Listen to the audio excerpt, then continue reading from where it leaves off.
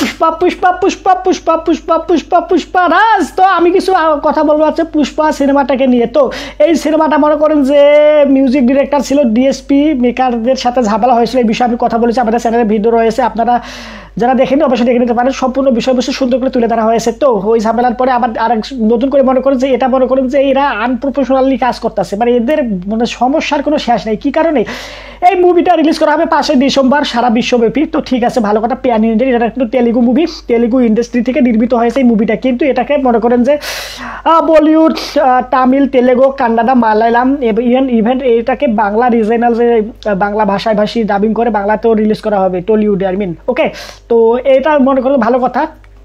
এখন এটা মনে করেন যে অ্যাডভান্স বুকিং অলরেডি শুরু হয়ে গেছে। 5 লাখ টিকিট সেল হয়েছে ভাই, 5 লাখ টিকিট অগ্রিম সেল হয়েছে ভাইরে ভাই, কি বলবো আমি।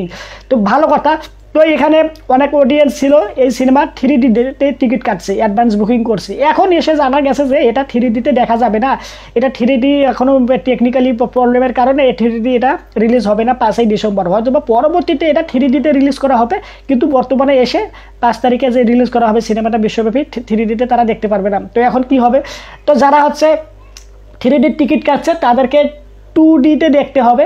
এখন 2Dতে দেখবে ঠিক আছে, কিন্তু 3Dতে দেখার জন্য তাদের কিন্তু অ্যামাউন্টটা বেশি রাখা হয়েছে, টিকিট প্রাইসটা বেশি রাখা হয়েছে। এখন বাকি টিকিটের যে টিকিট প্রাইস বেশি রাখছে অবশ্যই 3Dতে, 2D থেকে 3D বেটার কোয়ালিটি। তো এখন মনে করেন যে এখানে যে দেখবে 3Dতে হচ্ছে না, তো ওখান থেকে কনভার্ট করে 2Dতে দেখানো হবে। এখানে যে এক্সট্রা যে ফি রাখা হয়েছে 2Dতে যা রাখা হতো 3Dতে তার বেশি রাখা হয়েছে, এখন এক্সট্রা যে ফি রাখা হয়েছে সেটা কি রিটার্ন করা হবে কি হবে না, এটা বিষয়ে তারা আলাপ আলোচনা করতেছে। মানে কি বলবো রে ভাই, এই মুভির মেকাররা সেই 2021 সালে এই মুভিটা রিলিজ হয়েছিল পুষ্পা 1, পুষ্পা দা রাইস নামে। এখন পুষ্পা দা রুল আজকে আর কয়েকদিন পর 2025 সাল আয়া পড়তেছে, আর হালার পোলারা 4-5 বছর অলরেডি হয়ে যাইতেছে, 4 বছর তো হইলই। হ্যাঁ, এই সিনেমাটাই এখন রিলিজ করতেছে, ভালো কথা। এরপরও যত ঝামেলা, যত সমস্যা, মানে বলে শেষ করা যাবে না, এতটা সমস্যা তৈরি করছে এই সিনেমাটা কেন্দ্র করে। সিনেমাটার হাইপ ছিল টুঙ্গে, এখনও আছে, মনে করেন যে আলোপ আলোচনা সবার কেন্দ্রবিন্দু হয়ে আছে পুষ্পাটা রুল সিনেমাটা, পুষ্পা 2 সিনেমাটা। কিন্তু এর যে মেকাররা তারা মনে করেন যে আনপ্রফেশনাল কাজ করেছে, যেসব কর্মকাণ্ড তারা করতেছে এটা কখনো গ্রহণযোগ্য না। তাদের কাজের মনে কোনো ডেডিকেটেড নাই, এমন একটা জঘন্য একটা অবস্থা বর্তমান সময়ে এসে গেছে। তো এর পাশাপাশি আমি এই পুষ্পা 2 দা রুলের আর একটা বিষয় নিয়ে কথা বলি, সেটা হচ্ছে এখানে যে আমরা একটা টেজার দেখছিলাম আল্লু অর্জুনের, যে একটা মন্দিরের সামনে সে মনে করেন শাড়ি পরে একদম মনে করেন যে ভিলেনদের সাথে যে ফাইট করে। তো এই ফাইট সিকোয়েন্সটা কিন্তু আল্লু অর্জুন প্রথমে যখন আল্লু অর্জুনকে বলা হয়েছিল তখন সে না করে দিচ্ছে যে না এটা আমি করবো না, এমনটা হবে না। যখন ওনাকে জিনিসটা স্টোরিটা বোঝানো হলো, স্ক্রিপ্টটা বোঝানো হলো যে এটা কী কারণে করা দরকার, এরকম গেট আপ নিয়ে ফাইট করা কী ধরনের দরকার, যখন জিনিসটা তাকে বুঝাই বলা হয় তখন সে এটাতে রাজি হয়। আর এইটা করেছে হচ্ছেন এই সিনেমার ডিরেক্টর সুকুমার, তাকে কাছে এনে সুন্দর করে বুঝিয়ে শুনিয়ে তারপরে তাকে রাজি করেছে। তখন সেই জিনিসটা রিলেট করতে পারবে, অনুভব করতে পারে যে হ্যাঁ ঠিক আছে এটা পারফেক্ট, এটা দরকার ছিল। তখনই মনে করেন যে এই ফাইট সিকোয়েন্সটা রাখা হয়, শ্যুট করা হয়, সে ওই কাজ করতে রাজি হয় এই সিনেমার এই সিকোয়েন্সটাতে। ওকে, তো এর পরবর্তী বিষয়টা হচ্ছে পুষ্পা দা রাইস, এটা হচ্ছে পার্ট 1, পুষ্পা দা রুল এটা হচ্ছে পার্ট 2, এর পার্ট 3ও আসবে। কারণ এখানে মনে করেন যে অনেকগুলো রিউমার রয়েছে যেখানে থেকে জানা যাচ্ছে যে পুষ্পা দা র্যাম্পেজ নামে 3য় পার্ট আসবে। এই ডা কথা শুনলে আমার অনন্ত জলিলের কথা পরে আমাদের যে Dhallywood king mega star superstar Ananta Jalil রয়েছে, হ্যাঁ তার কথা মনে পড়ে, কারণ তার সিনেমাগুলোর নাম প্রায় ডা থাকে, যেমন হচ্ছে নেত্রী ডা লিডার, আবার হচ্ছে আরে দিন দা দে, কিছুদিন আগে যে কিল হিম রিলিজ করা হয়েছিল না, ওখানে সবাই বলছিল যে কিল দা হিম রাখলে ভালো হইতো, সিনেমার নাম ছিল কিল হিম।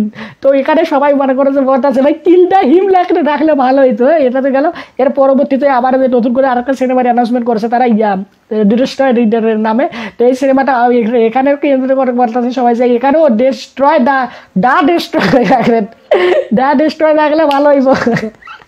তো হ্যাঁ কথা বললো দিনটা তো 100 কোটি টাকার সিনেমা, ওটা তো আমরা দেখেছি, রিভিউ করেছি, এটা যাবতীয় বিষয়বস্তু রয়েছে। তো আপনারা নেত্রী দা লিডার এই সিনেমাটা এখন রিলিজ করা হয়নি, সিনেমাটা নির্মাণ করা হয়েছিল। তো এখানে যে নেত্রীকে কেন্দ্র করে সিনেমাটা বানানো হয়েছিল সেই নেত্রী তোমার দেশে না, এই জন্য আর কি সিনেমাটা রিলিজ হবে না। তবে আমার একটা রয়েছে, এক নেত্রী গেছে তো কি হয়েছে, আরও তো অনেক নেত্রী আছে, সেই নেত্রীকে মনে করেন যে কনভার্ট করে বিষয়বস্তুগুলো একটু চেঞ্জিং করে, হ্যাঁ ওই নেত্রী বাদ এই নেত্রী যে নেত্রী আসে সেই নেত্রী বা আরও অন্য অন্য যে নেত্রীগুলো আছে এই নেত্রীকে কেন্দ্র করে জিনিসটা আর কি কনভার্ট করে জিনিসটা কিন্তু রিলিজ করা যায়। অবশ্যই এটা আপনারা চিন্তা করে দেখতে পারেন। এটা আমি আমাদের মেগাস্টার সুপারস্টার অনন্ত জলিলের নামে বলবো, অসম্ভবকে সম্ভব করা, যেহেতু ওনার কাজ এটাও তো সম্ভব করতে পারবে ওনারা। তো যাই হোক, এই বিষয়ে বেশি কিছু না বলে আমি ছিলাম হচ্ছে পুষ্পা দা র্যাম্পেজে।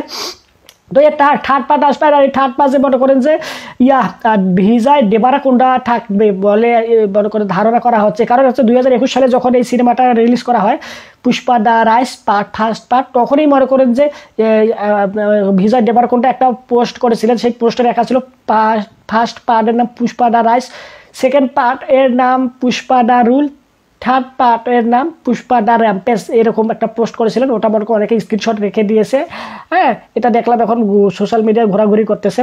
তো এটা হতে পারে যে থার্ড পার্ট আসবে অবশ্যই, আর এই থার্ড পার্টের নাম হবে পুষ্পা দা রাইস, আর সেখানে আমরা ভিজয় দেবারাকোন্ডাকে একটা মনে করেন ভিলেন চরিত্র দেখতে পারি, মনে করেন যে পাওয়ারফুল ড্যান্সার আছে, একদম মারাত্মক মনে করেন যে একটা ডেডলি ভিলেন হিসেবে দেখতে পারি।